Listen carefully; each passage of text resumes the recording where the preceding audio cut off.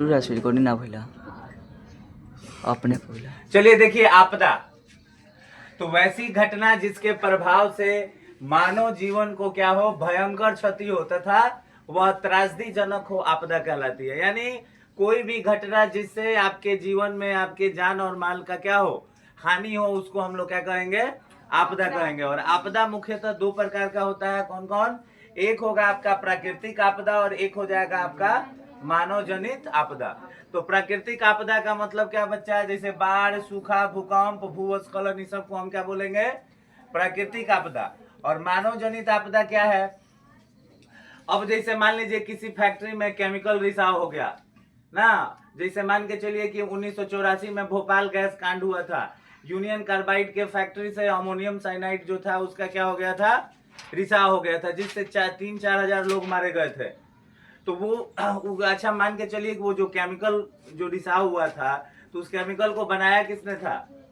तो मनुष्य ने ही तो बनाया था ना उस केमिकल को। हो तो मनुष्य जो चीज बनाया है उससे अगर कुछ दुर्घटना हो जाए तो उसको हम क्या कहेंगे बच्चा? मानव जनित आपदा। अब जैसे मान लीजिए कोई कल कारखाना जो होता है, फैक्ट्री वगैरह में आपदा हो गया था।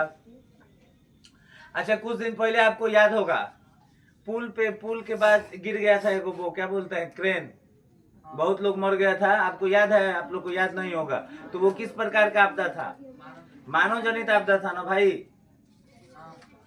क्रेन जब गिर गया तो कार्यस्थल पर एक तरीके से ये कारखाना ही तो था ये। कारखाना में जो आपदा होगा, आखिर जो क्रेन बनाया होगा वो आदमी ने बनाया होगा, और उस क्रेन से जो आपदा हुआ वो कौन सा आपदा कहलाएगा?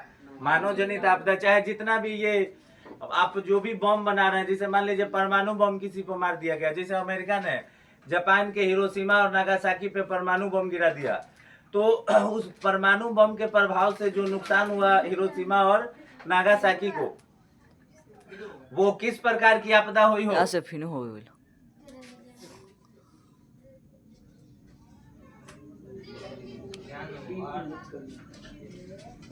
वो किस प्रकार की आपदा होगी आपका?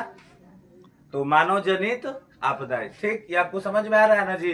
अब एक चीज और जानिए, हम लोग आपदा को बच्चा नियंत्रण नहीं कर सकते हैं। माने आपदा का नियंत्रण करने का मतलब क्या कि जिसे उसको समाप्त नहीं कर सकते हैं, ठीक, चाहे उसको पूर्णतः रोक नहीं सकते हैं, लेकिन उसके प्रभाव को कम करने के लिए कुछ जरूरी कदम जो होगा वो हम लोग क्या कर सकते हैं, उठा सकते हैं। अब जैसे मान लीजिए बाढ़ आने वाला है कहीं, ठीक, कोनो इलाका में, तो पहले से प्रशासन तैयारी करता है ना जी, है, नाव वगैरह, नाव इकट्ठा करवाएगा, ठीक, दवा वगैरह बांटता है, ये सब होता है ना। चाहे कहीं कुछ खाने पीने का दिक्कत है तो चूरा उरा बटाता है, ये सब है। तो वो क्या है, तो उस बाढ़ से निपटने का क्या है, पूर्व तैयारी है।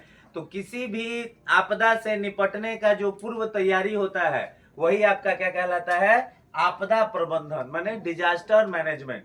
यानी आप याद रखिएगा कि जैसे मान लीजिए भूकंप को हम लोग तो रोक नहीं सकते हैं, वो आएगा तो आइबे करेगा, लेकिन जब वो आ जाएगा तो अगर हम पहले से कुछ तैयारी करके रखें तो उससे जो नुकसान हुआ है उस नुकसान को क्या किया जा सकता है, कम किया जा सकता है। ठीक, तो आपदा को पूर्णतः रोका नहीं जा सकता है, लेकिन उससे होने वाले नुकसान को हम कम कर सकते हैं। ठीक, और उस नुकसान को कम करने के लिए जो जो कदम आप उठाइएगा बच्चा, उसी को हम क्या कहते हैं? आपदा प्रबंधन कहते हैं। ठीक, अब नेक्स्ट क्लास में हम लोग सीखेंगे कि आपदा प्रबंधन के लिए हम लोग क्या क्या कदम उठा सकते हैं। ठीक, अब एक बार आप फिर से एक बार देख लीजिए, आपदा तो आप बोल सकते हैं, लिख सकते हैं कि वैसी घटना जिसके प्रभाव से मानव जीवन को भयंकर क्षति हो तथा वह त्रासदीजनक हो, आपदा कहलाती है। ठीक, दो प्रकार का होता है, आप बता सकते हैं, प्राकृतिक और मानव जनित। अभी आपको मैंने समझाया कि प्राकृतिक और मानव जनित क्या है।